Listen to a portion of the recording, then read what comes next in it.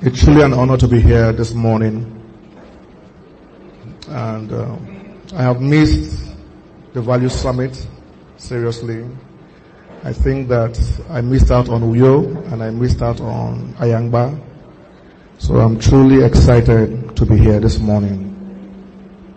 This morning I want to share with us what I have titled Opportuned Against the Odds. Opportuned against the odds. I want to begin by saying this morning that the odds are not against you. You didn't get it. The odds, when we talk about the odds, we describe the odds as an element or a factor that operates and works against our lives. I'm saying to you that the odds are not against you. Your life is programmed to excel above the odds. Thanksgiving and being thankful are two different things. Not everybody who gives thanks is thankful. But if you are thankful, you must give thanks. Thanksgiving is not the same thing as being thankful. In the same light, giving is not a proof of loving. You can give and not love. But you cannot love and not give. I'm just saying this one in passing just to build on yesterday night. You can give God your life. That's what I'm saying. We have gone beyond giving God offering. You can give your life to Christ and not love Christ. That you gave is not proof that you love. But if you truly love, you must give.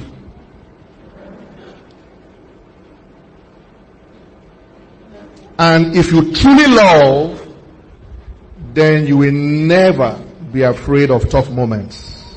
Never. Because if you know who you truly love, you will know that who you love is enough to fight any level of toughness. Write this down. I'm going to say some specific things. I want to make sure that this morning I follow the notes. Because there are certain things that will be said that cannot be explained here. But there are things that you need to go back and chew on them. Number one. Tough times will come. What did I say? Tough times must come. Tough times will come. Genesis chapter 1 verse 1 and 2. In the beginning God created the heaven and the earth. Verse 2. And the earth was without form and void, and darkness covered the face of the deep. In the beginning, God created the heaven and the earth. Verse 2 addresses one of the things He created, not the two of them.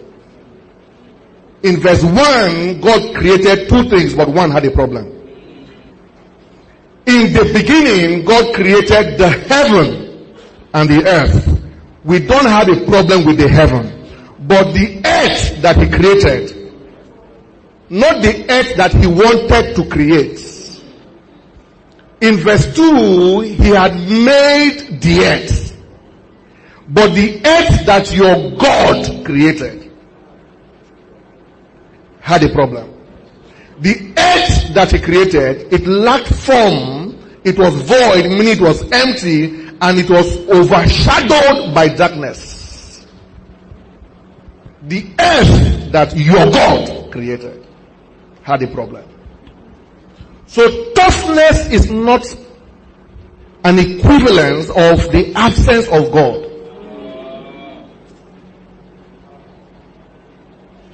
That things are tough is not proof that God is absent, because even the things that God makes, sometimes they don't function aright.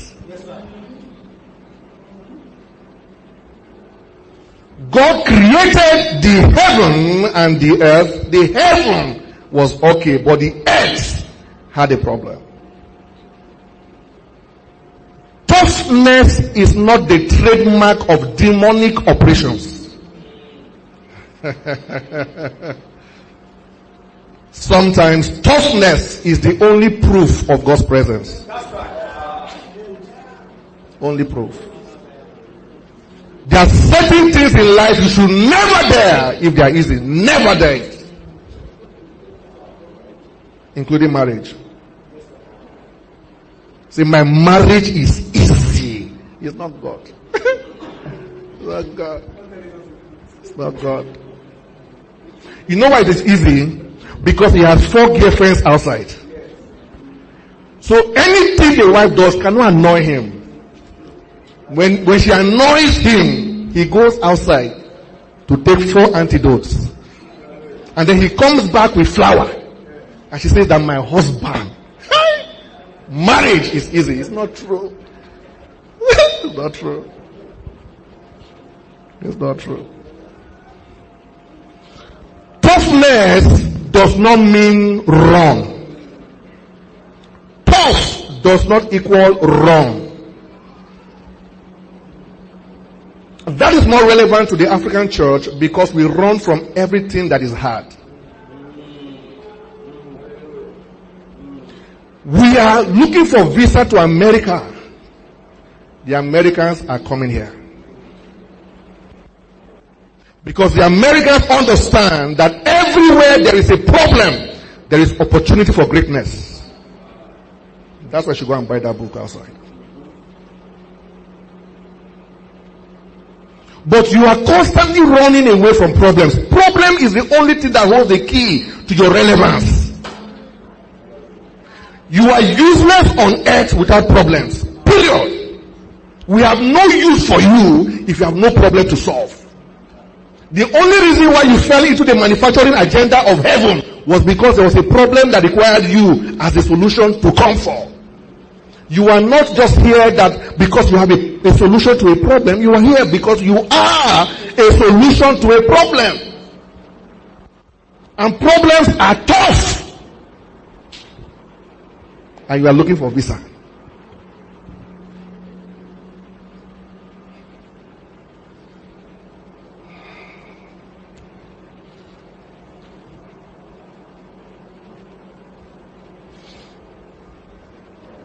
Have you heard this thing before? Tough times don't last. Tough people do. Anybody who ever wrote that has never gone through tough times. Ladies and gentlemen, tough times last. Tough times last. That's why the Bible says you need to have long suffering. Is long what? Yes.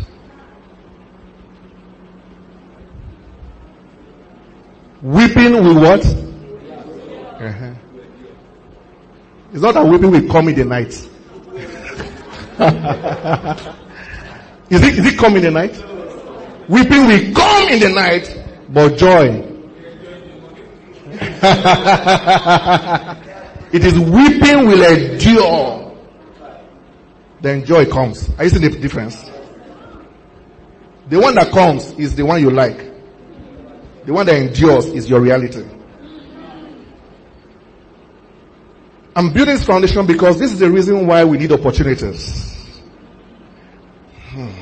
My God. Opportunities are the currencies to escape all the odds fighting you. And sometimes the only way to attain any level of victory is to embrace your odds and engage the power of opportunities. Tough times last, but tough people last longer. I have been through tough times. I have been through tough times. If you want to know what tough looks like, come and see me. And tough times last. I have prayed for hours. It did not go. Tough times last. That's why you need a staying power. While you are praying for the power to excel, pray for the staying power, the power to stay. Because to prosper at a frequency, all you need is the ability to remain. Tarry here till I come. It's difficult to tarry. Especially when you tarry without answers. In the room where they tarried, they didn't have answers. He said, but tarry here. Tarry here. Come on, say staying power.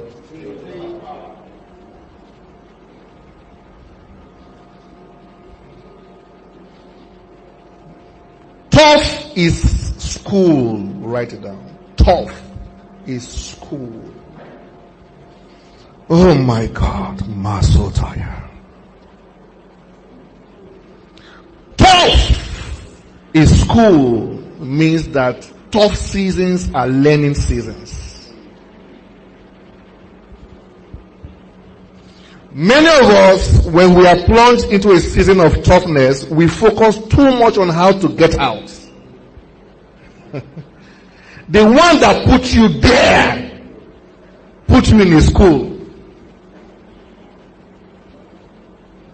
You have refused to do your assignments and your homework. You have refused to write your assessment tests. And all you are thinking about is graduation. The one that put you in that school put you there for learning. Tough is cool. Write this down. Tough is not always bad.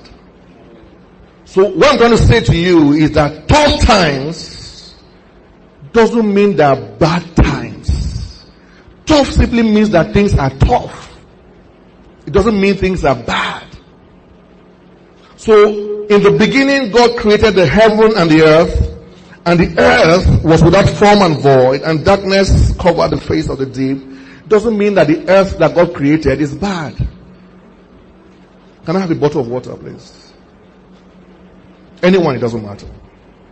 Now, this is a bottle of water. Alright?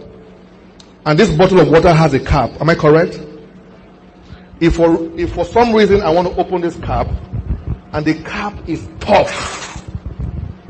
It's tough. It's not opening. It's not opening. Is it tough? Is it tough? Is it tough? Does that make the water bad?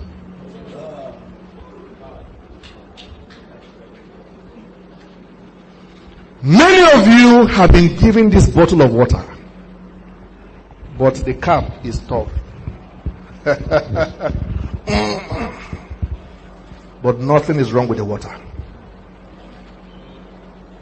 But you know what you do? You throw the bottle away.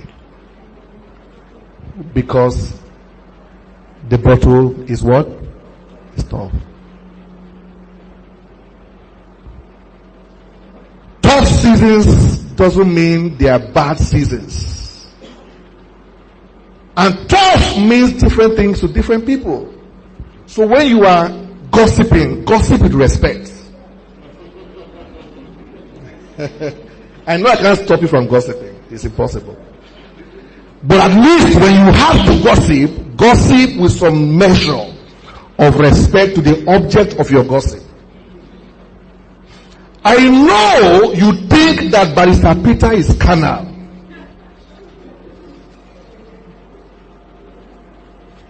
for choosing a fine girl.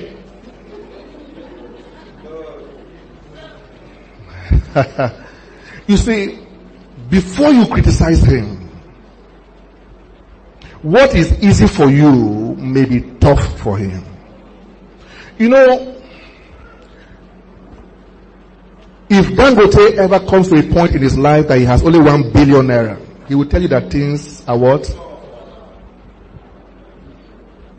But his 1 billion is your breakthrough. And you will say that I cannot understand that this useless man is saying things are tough when he has 1 billion in his account. Many of you cannot understand why, for any reason under heaven, people like Apostle John will say things are tough. If only my life was 10% of Apostle, I have made it. But toughness is different things to different people.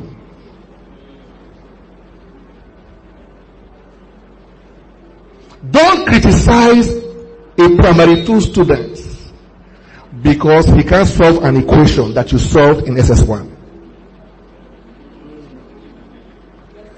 Check your class. Check your class. Am I making sense at all, sir?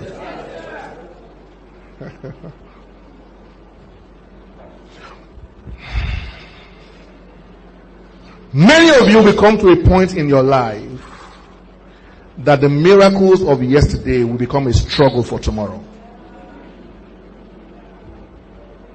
So that's why you have to be careful what you give up to pursue certain things at the phase you are in.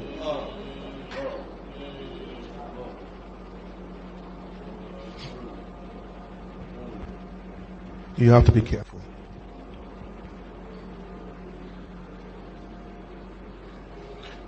Your brother has 4 cars and he says things are tough because 2 of the cars are giving him problems and you are angry at him. Toughness means different things to different people. Some of you here, you have 4 cars and you can't understand why your younger brother cannot afford to buy a bike. Because you have 4 cars, you are in a different class. You are in SS2. Usually people in SS2 have 5 cars, you have 4, so you have failed. You that you are talking.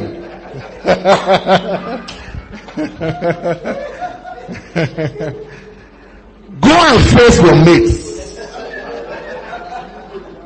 Leave your younger brother alone.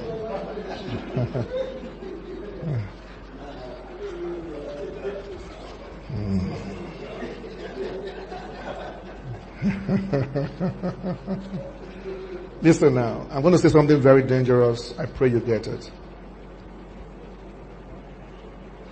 Every tough season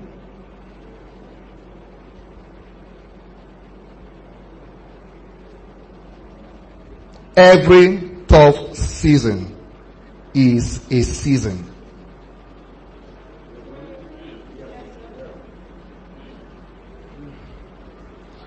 Every tough time is for a particular time.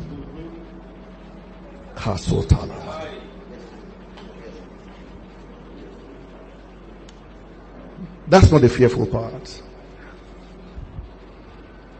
If that season lingers beyond its time, it's your fault.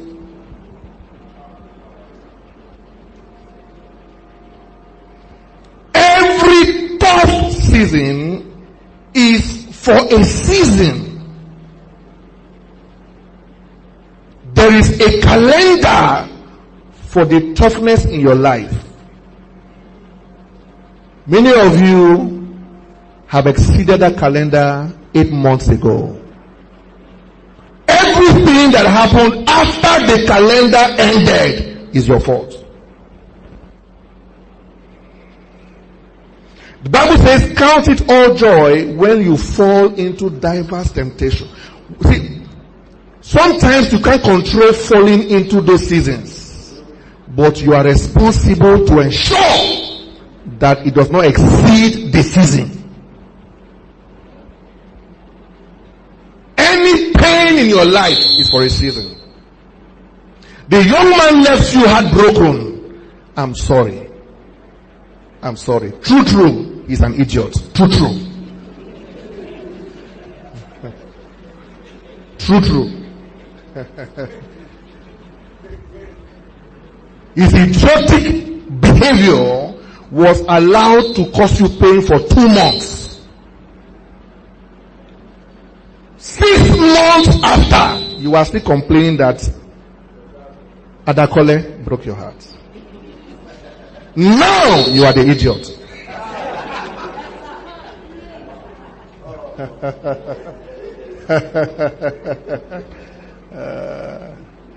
He broke your heart for 2 months. The past 6 months, you broke your own heart.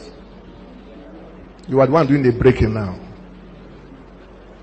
Every tough season is for a season. If it exceeds that season, it's not the devil, it's your fault.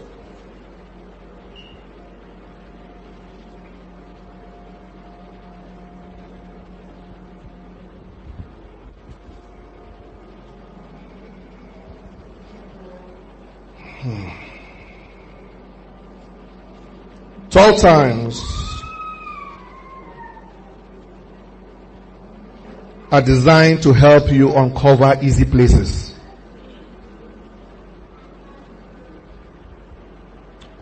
Tough times are designed to help you uncover easy places. Oh my God. Oh my God. The ease you are looking for is in a difficult place. Oh my God.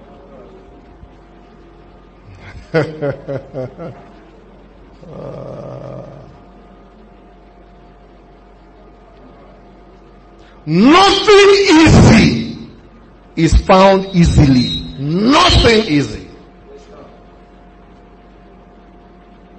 The ease that you need is in a difficult place.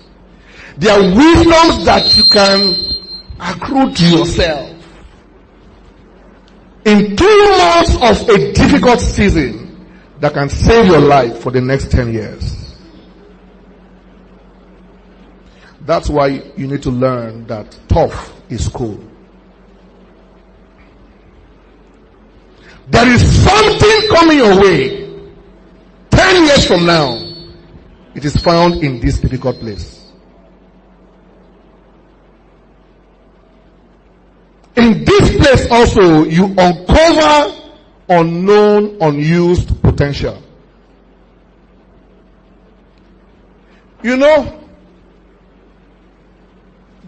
while I was in the hotel, my ear was doing me, you know it? My ear was scratching me. My ear was scratching me. But I didn't have cotton board. And I was thinking, okay, I don't have fowl to go and pluck feather. Good hotel. Yeah. And my ear was doing me, ring. So I said, okay, I have a pen in my laptop bag. So I carry my pen, the cover.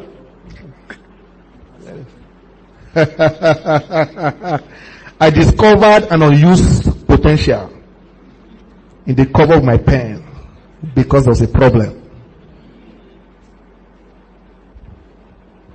There are many things that is dormant in your life because you don't have enough problems. You don't have enough problems. You have problems, but it's not enough. When the problems become enough, you will find use for what you are wasting. Long suffering. There are many things, many people that you are taking for granted in your life because your suffering is not enough. If that do you enough, you will find a use for the cover of your pen.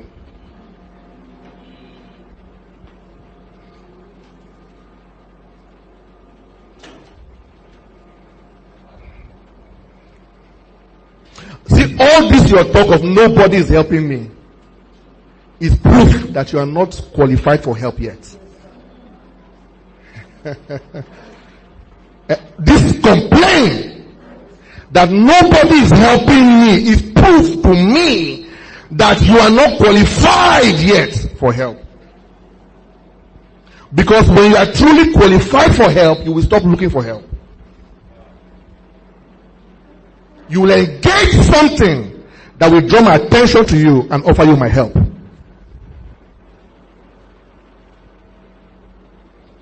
Come on, say unused potential.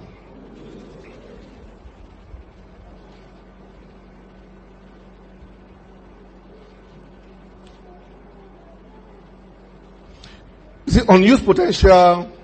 Oh my God. There's no time. No time. It's a very dangerous concept. I'll tell you why. Let me just digress. Unused potential is like a dormant account.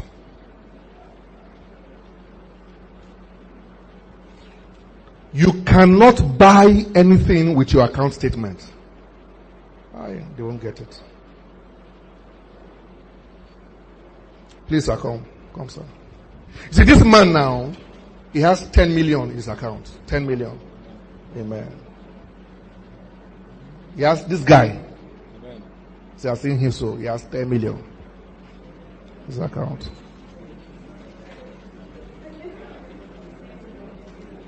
You know, 10 million is a breakthrough until you make 10 million. You don't realize that it's more money. So this guy has 10 million. And he wants to buy that red car outside there. Idoko come. And the car is Idoko's car. So Idoko wants to sell that car for 900,000. Idoko, is that okay? 900,000 for that car. You are sure? 850 last price. 900. I understand. So he wants to sell his car for 900,000. This guy, what's your name? James has 10 million in his account now. So James goes to his bank and prints out his account statement. How much is the account? 10 million, thank you.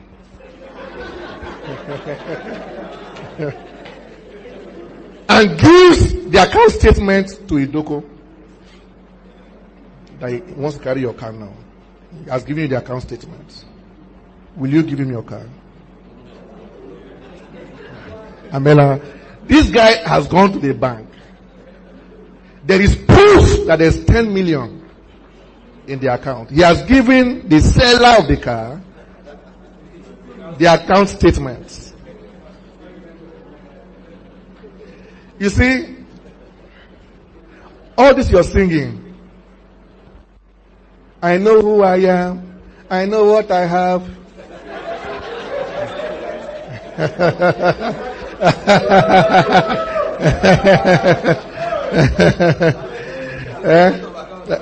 What that song?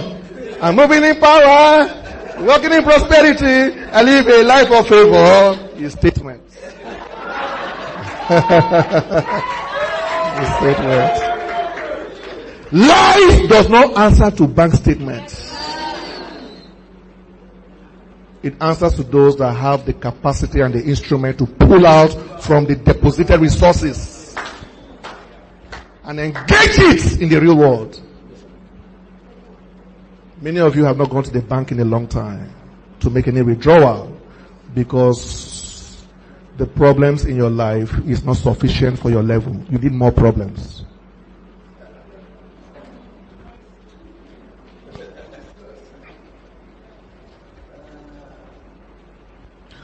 And if that account is not used long enough, the bank will call his account what? Do you know the problem with a dormant account? When your account goes into dormancy, your checkbook cannot work again. You have to go and fill a special form to reactivate your accounts. The reason why what Madachi said yesterday was very dangerous is because many of you, see, the reason why your water is bitter and your land is barren is that your account has become dormant. So when you go to the bank with a check leaf that should guarantee withdrawal, you can't withdraw anymore because you waited too long. A withdrawal you should have made at 15, you are trying to make it at 50. And the account is no longer answering to you. It's not because it's not your account. Your name is there, the money is there, but you waited too long. Your season was prolonged by your dormancy and your ignorance. Please consider.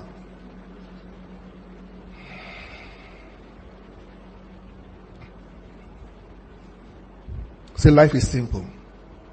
Come on, say it. Life is simple.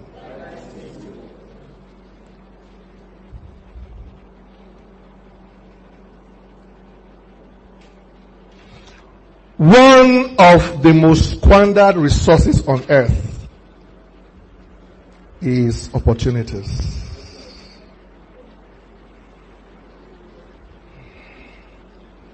I guarantee you that almost 70% of the people in this room squandered over 50% of the opportunities that came your way yesterday,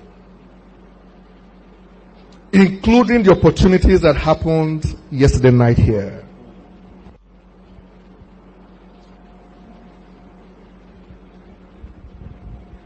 Nothing is as wasted as the wastage of opportunities. Nothing is as surplus as the availability of opportunities. That's an irony. The most surplus resource and one of the most relevant resources is one of the most wasted resources.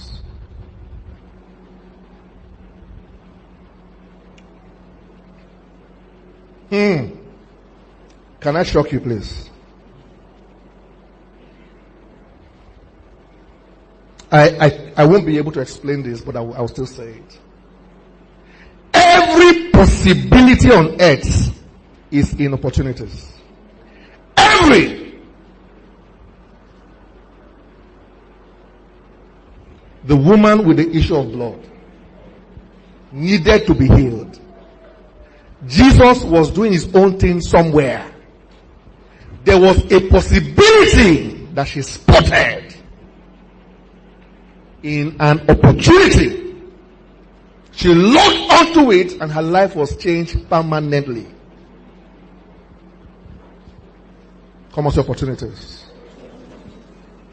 Every time you pray, God answers you with opportunities. The most ironic story was what I shared in Otupa last year. The disciples were praying for a miracle.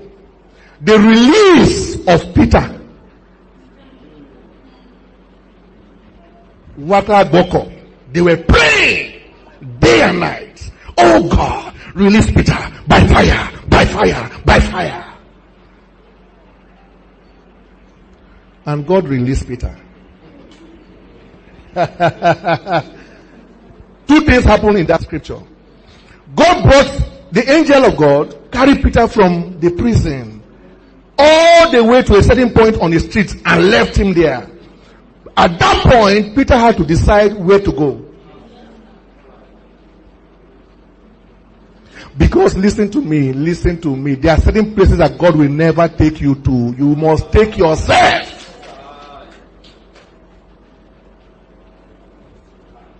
Drink all the oil, it will not work.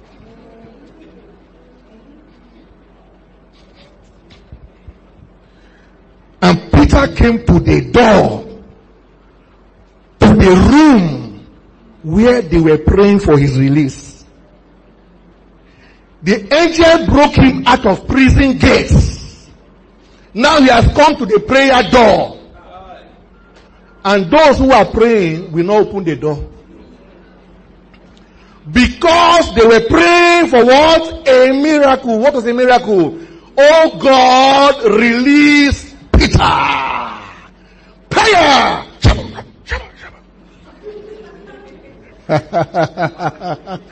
Now listen. Oh God. Oh, this will tell you why the water is bad and the land is barren. Peter came to the door. Rhoda told them, Peter, that you prayed for, the miracle you asked for is at the door. They said to the girl that she's crazy. And that even if the sound of the voice is like the voice of Peter, it must be the angel of Peter. So it was easier for them to believe that Peter's angel was at the door physically than to believe that Peter was there. Many of you are praying for miracles. The miracles has been at your door, knocking, but you won't open it. You will die there. When you pray for a miracle, God affords you an opportunity. When you pray for salvation, He gives you Jesus. He doesn't give you salvation. God doesn't give you salvation. When you pray for salvation, He gives you Jesus. If you believe in Him and you confess Him as Lord, then you will be saved. Jesus is your opportunity for salvation. God doesn't give salvation. He will give you Jesus. He cannot believe and confess for you.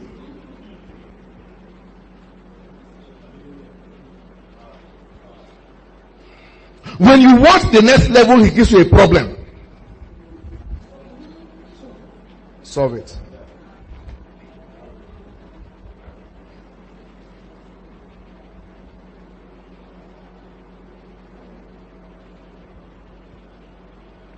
Let me say this dangerous statement.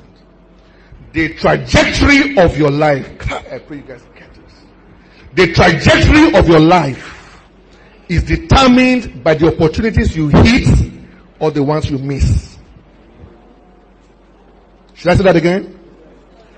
Trajectory, let me break it, is the direction. You know, when you throw a stone, it goes at a certain angle. That's a trajectory. So the direction, the trajectory of your life is always determined by the opportunities that you hit and the ones that you missed. Where you are now is simply a reflection of opportunities that you hit and the ones that you missed. You know, you can only miss opportunities. You can't waste them.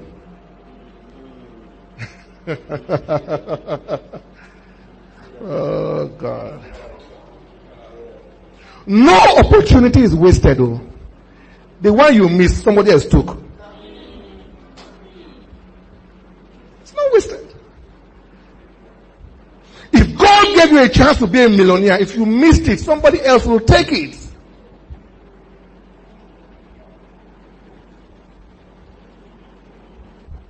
Opportunities are not wasted. You hit it or you miss it.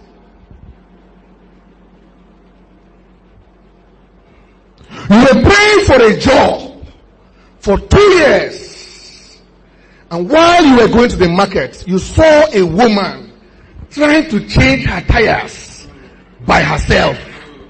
And she's 52 years old. You saw her. She was wearing buba, trying to change tire. And then you pass and say, women with their bad driving. Women with their bad driving. She was your employer. That prayer you've been praying for 2 years, God answered it when He made you come across the woman that was changing tire. If you had helped her, she would have asked for your CV. But you were in a hurry to fellowship.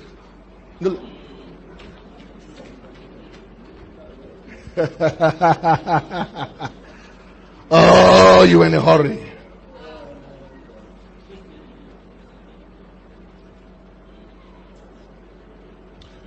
Genesis chapter 40. I won't read it because of time. Genesis 40, verse 7 and 8. Like what Apostle Francis said yesterday, God is just connecting all the dots. Because he shared the same thing yesterday. Joseph came to the room of his Lord, where there were 2 prisoners of the king. And he said he was passing by, he saw them. I said, Johnny, what's happened? Isaiah, what's happened? And he said something very dangerous. They said to him that we have a dream and we have no one to tell us the interpretation thereof. He said, all interpretation comes from where? But tell me the dream. God gives interpretation, but tell me the dream. He didn't know he was buying his tickets to the palace. That's not the end of the story. He told one of the prisoners directly, when you are set free, remember me. Because Joseph was an intentional man. If that's not impressive, I'll tell you a different story. One day came and the king had a dream. The same problem. Come on, say problem. And required a solution. And the other man said, there is one guy. His name is what? Joseph. And the king says, bring him to me.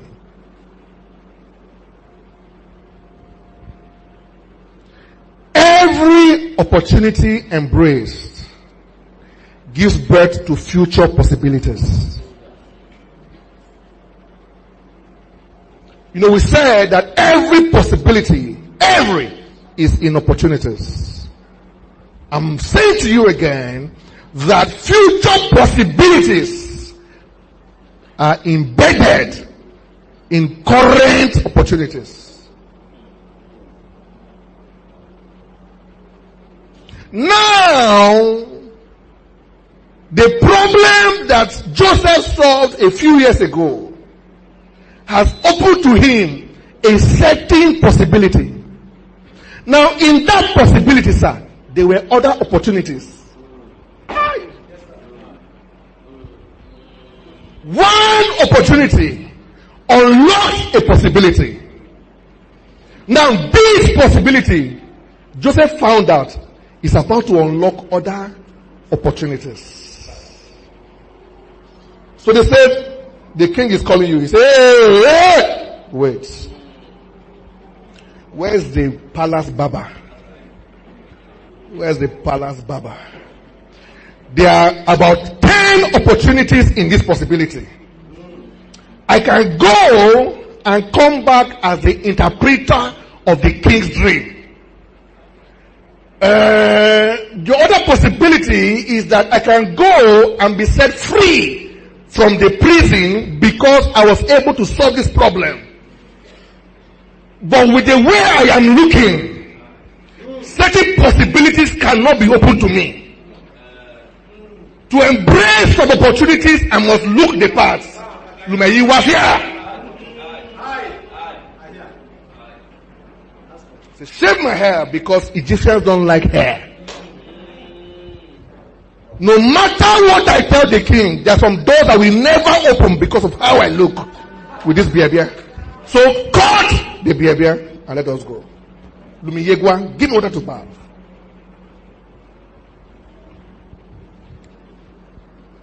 Because you understood the power of opportunities. Anything you want to become in life is possible at the frequency of the opportunities that you embrace.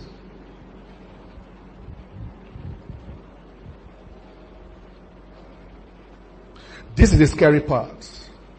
Some of you, listen, there's no way to sweet talk this thing. Yesterday while I was meditating on what happened last night, God began to pour in my spirit that Elisha asked for a bowl and told them to put salt, not sugar. The Bible said that the water was bitter. The natural solution to bitterness is sugar, but he didn't ask for sugar. You are not the sugar of the earth.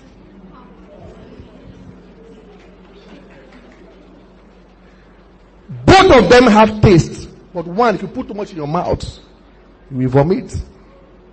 Because one is powerful, one is sweet, one is powerful. Many of you here, you are the sweetness of the earth. You are not the salt of the earth. If everybody likes you, you are doing something wrong.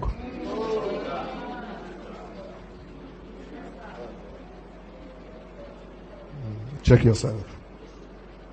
And if everybody hates you, they are all correct. Don't say, Apeh said, if everybody likes me, no wonder they are gossiping me. Wait. If everybody likes you, you are doing something wrong. If everybody hates you, there must be an element of truth in what they are saying about you. And you are certainly doing certain things wrong. So I will not sugar this one. Let me sort it. There are certain opportunities that you have missed that it will cost you 5 years to recover. No prayer can help you. We said that when your account goes into dormancy, even your check leaf will not work.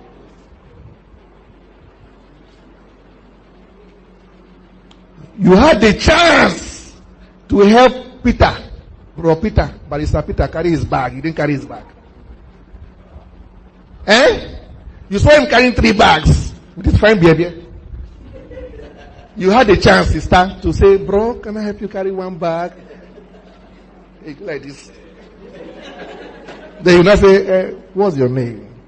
That's begun.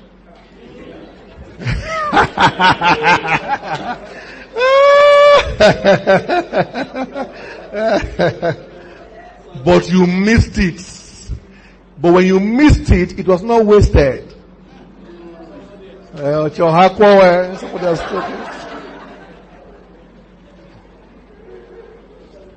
This is a dangerous reality. I have paid very painful prices to ensure that I don't miss opportunities. Painful prices. There are certain things that I do that even my wife cannot understand.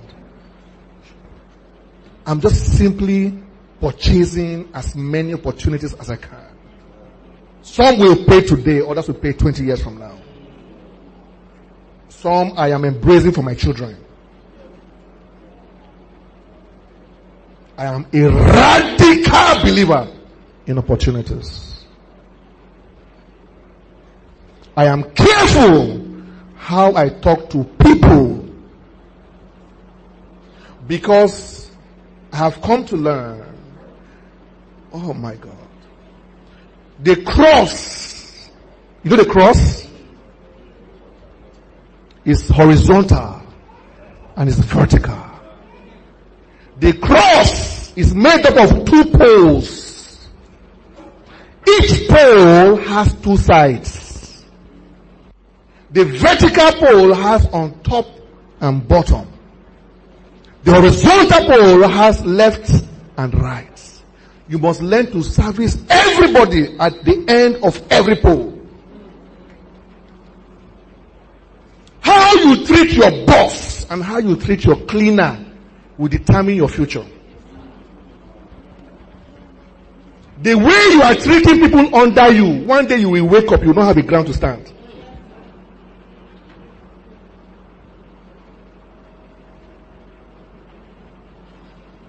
Pharaoh may have been a corrupt man, but Joseph understood that even though he's on the left side of the pole in corruption, or to be there, he's a cultist, But Joseph understood the wisdom on how to maximize the possibilities in that opportunity.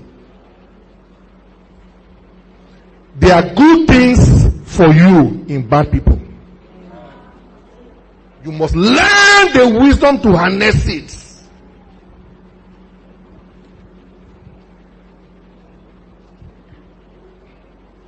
You say, all my business partners, they must be born again. You will wait and die there. You see, listen. Many of you in this room, you are not holy. And I'll tell you why. Wait till you make 10 million. Then let's talk again. You know what that brother said to you? That there are many girls in Lagos. That thing is not a function of location. It's resources. No, there's a level of hunger that will catch you, that you will not see them. No. All this holiness is here. You are doing it now. It's here.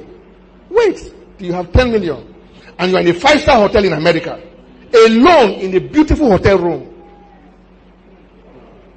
Alone. You know, hotel rooms have presence. You don't know if you have not stayed in one. It has presence.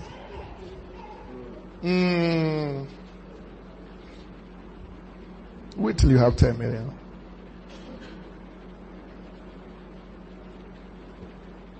Wait till you begin to dine with kings and princes. Then let's analyze your holiness again. Let's see if you will call John Ego apostle. Because at that point you will not become John. John, what are you doing here? John.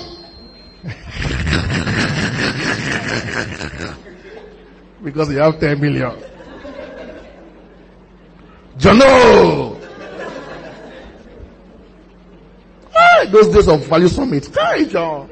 It's good to see you. I am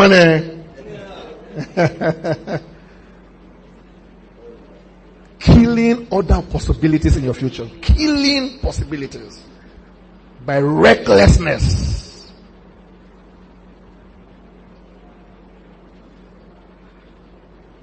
I'm saying to you that your life can change. Your life can what?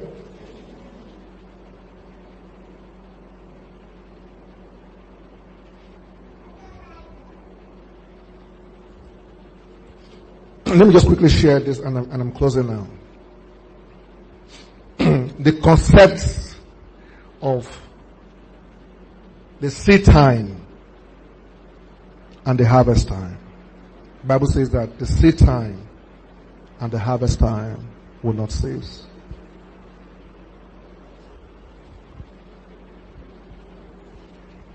Harvest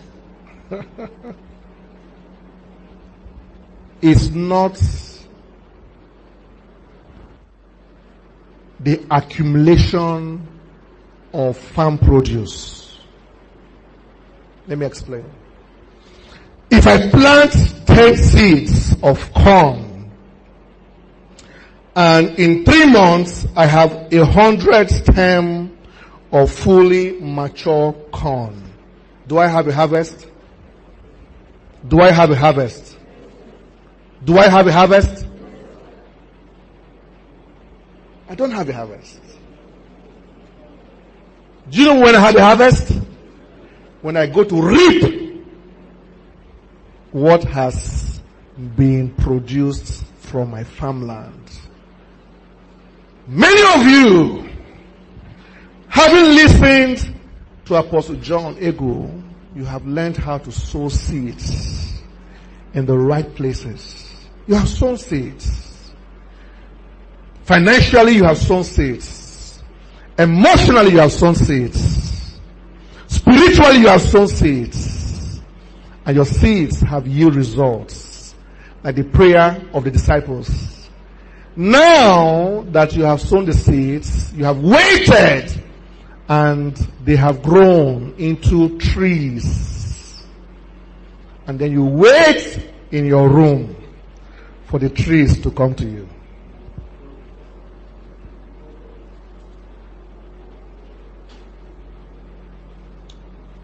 The Bible says that those that sow in tears, they will what?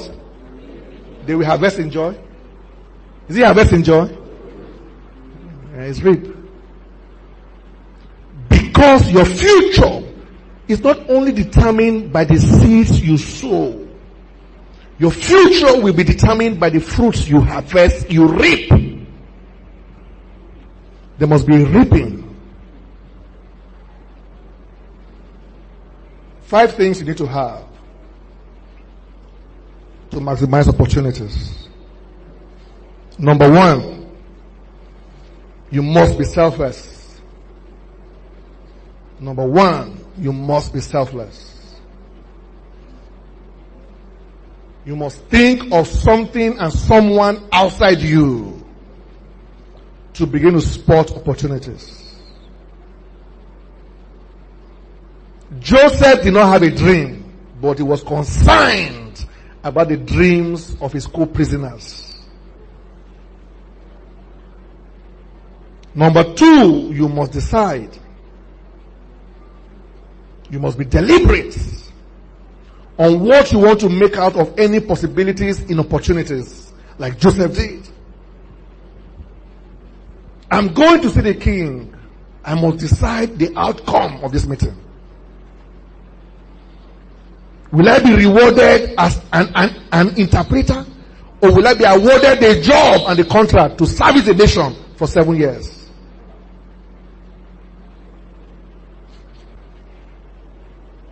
There are certain people that call me and say, Apeh, I want a design. Let me give you a story of how I made my 1 million, my first 1 million at 25. So I was living in Jos at the time, and someone asked me for a design. And at that time I was married to my late wife. So normally I would have charged about 400,000 for that design. That was a long time ago. I was about 24, 25 years old, 24 or so. But I didn't have the liver, sir, to charge 400,000. But I mean, this work, by my estimation, the man should pay me 400,000. And then I was driving one 2K car like that. So I said, number 1, I want to be paid a premium for this job. Number 2, I need such men as my clients. So where I want to go, I need this kind of clients. So I went to see the man and I said to him, sir, I'll finish your job, but you're like a father to me. You know, men like to hear that term. They like it. Sir, you are like a father to me, so I can't charge you. Yeah, but whatever you decide to pay, there are 2 different things. I can't charge you and you cannot pay are 2 different things. I say I can't charge you doesn't mean you shouldn't pay. So I can't charge you for this job, but whatever you decide to pay is okay. Because, why? You are like what? So I must live there with something. Either live there with money or fatherhood. I have declared myself a son. He said, Apeh, he said, I know you, I mean, you've done a great job, you know. And he liked the company. He said, Minds and Lines. Who gave you that name? Minds and Lines. Wow, beautiful name. He said, look, Apeh, I have many architects, you know, in my firm. I've done such jobs many times before. Look, I don't want to go back and forth about this payment thing. So I'm going to make you one offer. Just take it or you leave it. I said, okay, sir. Apeh, look, I'm giving you only 1 million naira. Take the 1 million or you leave it. I was shaking like this. To make matters worse, he just did like this. This is 500,000 deposit. I just wrote this one and go. That's 500,000. 100,000 above the amount I was afraid to charge.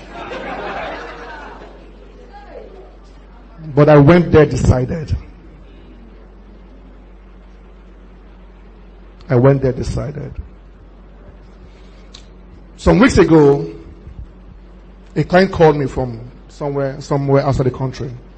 He gave me an assignment and I got something done for him. And someone gave me some money to give to him, 2.5 million naira. And he said, oh, Apeh, thank you so much. Please take 500,000 and send it 2 million to my account. I said, no, sir. I don't need, sir. I'm truly grateful, but no need, sir. He said, no. no, Apeh, you do so much for me. I'm so grateful. Take 500,000 and send it 2 million naira. I said, no, sir. I was praying for possibilities. I was praying for possibilities. I am not too big for 500,000. Don't be deceived. I'm not too big. No, don't be deceived. Don't in case it's young. I want no, leave that thing. We still do furniture of 200,000. You know, when we do furniture of 200,000, means the profit can be 40,000. Do you understand? Yes. So I'm not too big. In case you are planning to sow a seed, I'm not too big. I still collect 500,000. I'm just joking. I said, no, sir. And he began to rain me praises. This is a very tough guy. I heard rumors that when that man comes back, he may be made a director of a parastatal. What do you think I've done? I heard that information. Then collect 500,000. Collect what useless 500,000. I said, no, sir. He said, go to my house, help me do something. I said, I'm already there.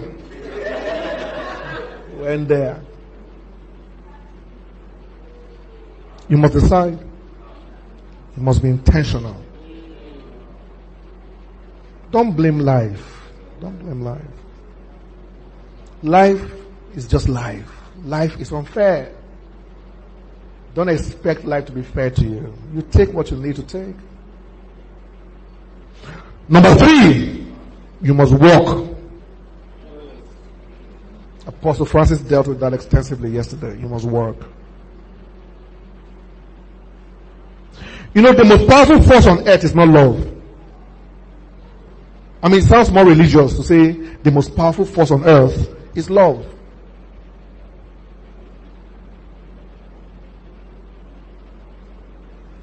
Love without action is simply an intention. For God so loved the world that he gave. Even God had to work. Faith without works is dead. Love without works is also dead.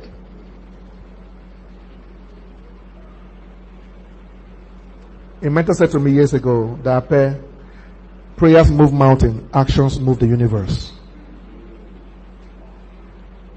So you must work. You must work.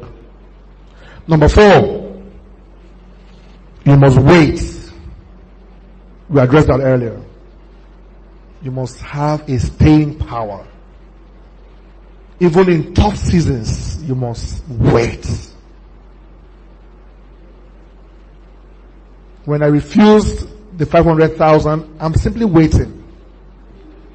When it's time to collect, I will collect 50 million. I will tell you when it comes. It's happened before. It's happened before. One of my very good friends today, many years ago, came to my office for something to be done for him. And when I was done, he paid me in dollars. I said, no, I don't want. Today we are very close friends. And I've met some very dangerous people because I refused a few hundreds of dollars. Can you wait? This is your longer truth. It's your problem. Inchepi. That's the problem. Number 4, you must wait. Number 5, you must think. Somebody asked me yesterday, where is he? Is it you that asked me yesterday evening? He said, tell me something you do every day. And he clarified the question. He said, aside from praying. Njoma. That's the guy there. Oh, you have the same question? Yeah. Say, aside from praying. I said, I think. What the same answer he gave him? Oh, see. Kindred spirits. I think. I'm a thinker. Before I became an architect, I was a thinker. And even today, I think. What thinking does for you, if you are a genuine thinker, is that it helps you build integrity. Thinking will teach you how to tell yourself the truth. If you are a true thinker, you understand that to go anywhere, you must define exactly where you are at the moment. You must be true about your current position. So I'm a thinker. Rise up to your feet, I'm done.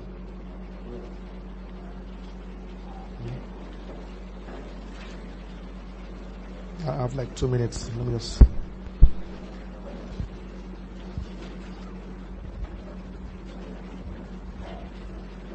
Listen, guys. Many of you are under pressure. You are under pressure to succeed. The problem that you have is that you don't even know what success is.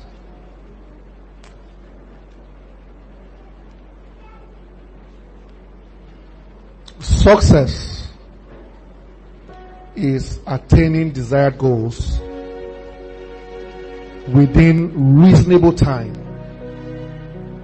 that aligns with your purpose. You should write that down. Success is attaining desired goals within reasonable time. Setting goals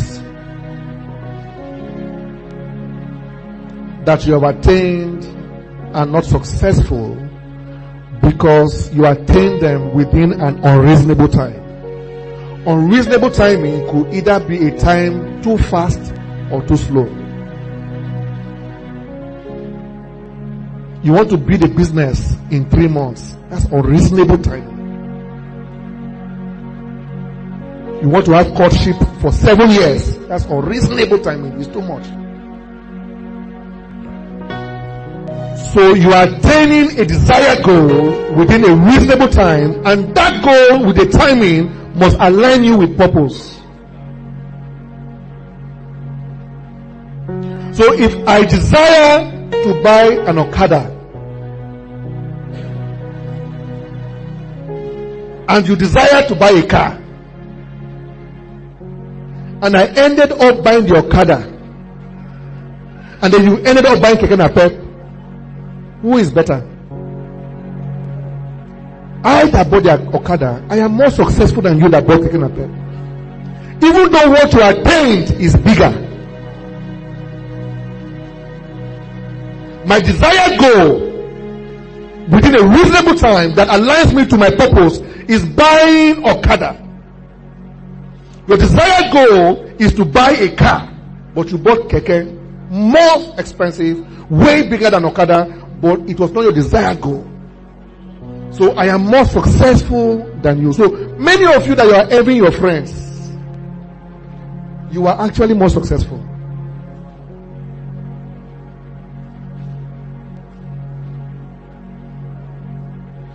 Joshua chapter 1 verse 8, God promised good success, not big success.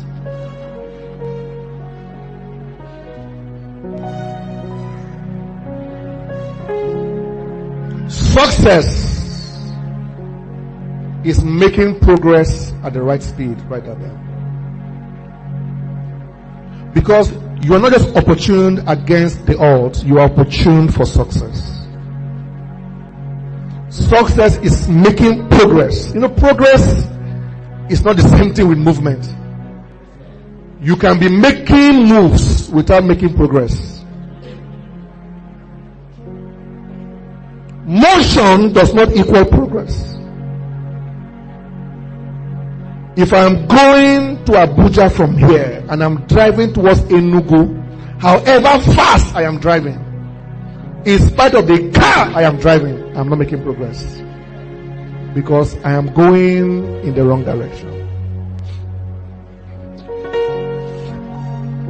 And when you receive prophecy, may God give you speed, and you say amen, you need to understand what that speed means. Because the speed of God may be slow. Speed is not fast. Fast is a kind of speed. Speed speed is distance covered within a certain time. So on certain routes, they have speed limits. Even in our roads. So there's a route you must follow to victory. There's a speed limit. You didn't check. By the speed limit, you will need to drive for 8 hours to get there. If you got there in 4 hours, you broke the law. And you will pay for it.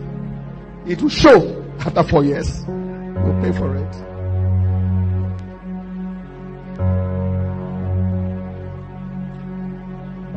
I have a feeling that your life is taking a new turn. I have a feeling. I'm not saying your life is progressing or there's a lifting. No, it's taking a new turn.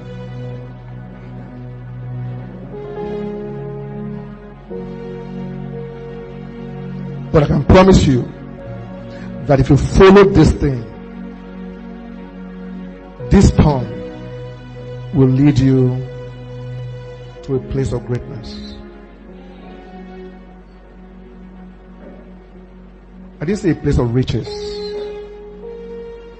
but a place guaranteed of greatness.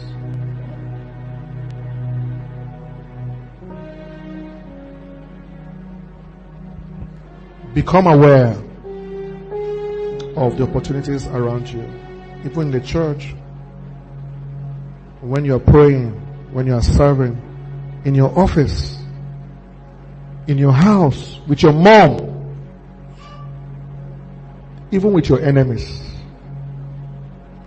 if you have one. Join your hands if you can. Labraha Sukota Brahita Antora Vadia Mani Intosa. I was sharing with Apostle Francis in the car that there are certain places that I go to, and I go there and I trust God for the grace to minister. And there are other places that I go to that I trust God for the grace to deposit. This atmosphere is not an atmosphere for ministrations. Some dangerous things have been dropping. I woke up this morning, my body was even weak. I was not sure if it was the malaria or it was the anointing. Because you guys messed me up yesterday. Something is about to drop on your life this morning. Listen to me. If you are not sure, I will clarify. I don't need to hold this microphone. I don't look for microphones to hold. This is not the core of my life. This is just the overflow. What I'm saying to you, that one of the joys of this day for me is what's about to drop. And I don't have to say these things because I don't need to. I don't need to. I'm not Apostle John Egu. My name is Apeh Iwodi. There's no apostle in my name. So there's no pressure. You know, me and Omadachi were very okay. He's engineer Omadachi, me and architect Apeh. There's Apostle Francis, Apostle John, Apostle Aaron. We don't have any pressure.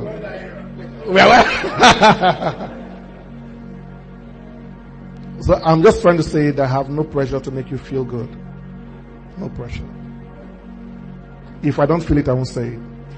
If I don't know it, I won't declare it. Something's going to drop now.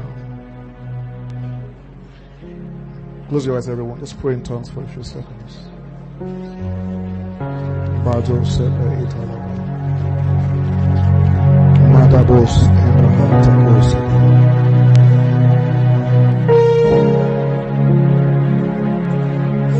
Lembadi kasota labari bragadosi labari. Badi soko pratita bos katara badi. Limbrada bados kadi bahas. Okay. Badazum professor takata. Badidos Tanimas Kotadada Bandos Talato Talita Matania Bazita Kople Etadia Dosa Taga Dosa Badanto Seketan Dalaba Dosa Tadia Ibrahasola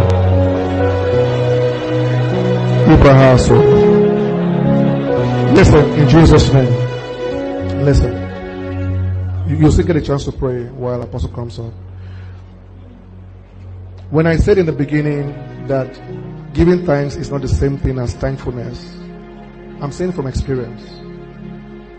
I am thankful about my life. And I've been thankful for a very long time. Even when I had no shoes to wear. Trust me, forget about the fact that I'm Augustine Ali's son. There was a point that my father was tying pure water, and that used to put inside water to look like Fanta. Yes, in my house. I've been through toughness, but I've always been thankful. And what's happening to me now is that sometimes I wake up into my reality, and I'm still trying to get used to my reality.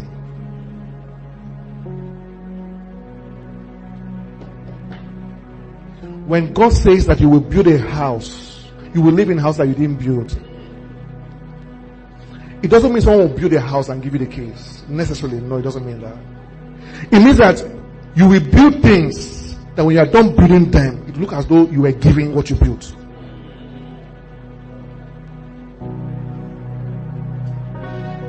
If everything that you are building, be it a business, a career, a home, looks like something your hand built, it's not from God.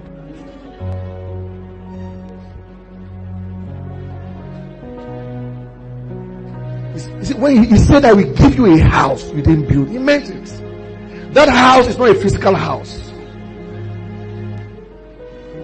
Even if your hands worked it, it was his power that enforced it. And when you are truly done with it and you look at yourself, you say, is this me? I'm still asking that question till now. I've been asking for many years. I'm still asking till now. And I will never outgrow that question. Is this me?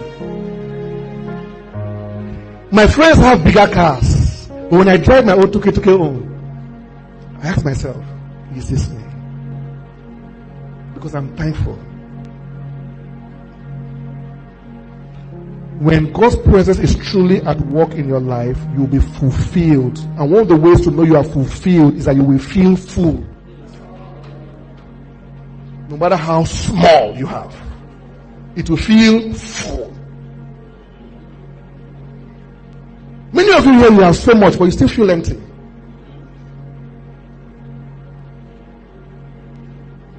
That's going to change now. There is a place in God. That's what you are entering now. There's a new place in God. Just open your mouth and pray again in the Holy Spirit.